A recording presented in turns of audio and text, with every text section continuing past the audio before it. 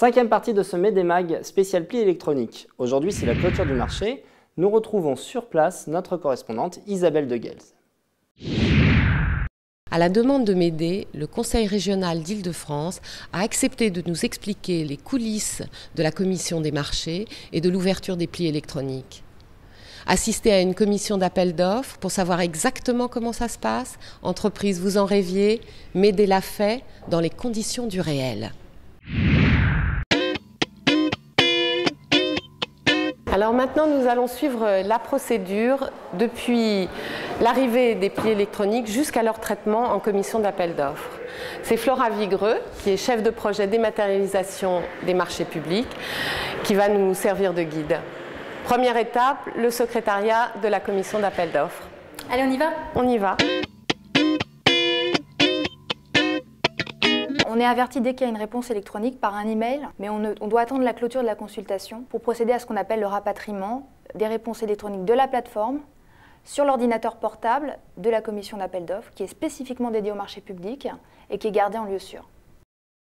Pour effectuer ce rapatriement, il y a deux personnes qui ont cette habilitation, la responsable du secrétariat de la commission d'appel d'offres et son suppléant. Après le rapatriement, on ne peut absolument pas ouvrir les plis. Les plis restent confidentiels, ils restent cryptés. On voit juste le nombre de réponses, mais ni le nom de l'entreprise ni le contenu. Le rapatriement a deux avantages.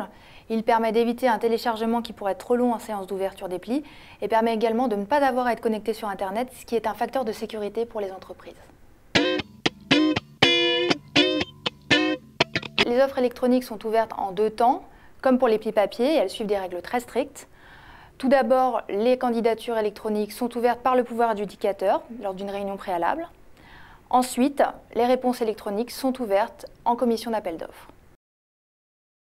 Alors, lors de la réunion d'ouverture des candidatures, il y a nécessairement un chargé d'études marché qui veille au bon fonctionnement de la réunion et conseille en cas de besoin. Il y a également l'unité opérationnelle ou le mandataire qui est chargé de vérifier les candidatures et d'ouvrir les plis papier. Et enfin, c'est l'administratrice qui ouvre les plis électroniques. D'abord, elle saisit son mot de passe et son identifiant. Ensuite, elle insère une carte à puce dans laquelle est stocké un certificat électronique nominatif. Et elle saisit également un code PIN. Ce n'est qu'à ce moment-là que la candidature électronique est ouverte et n'est plus anonyme. L'offre, quant à elle, reste fermée et cryptée jusqu'à la commission d'appel d'offres.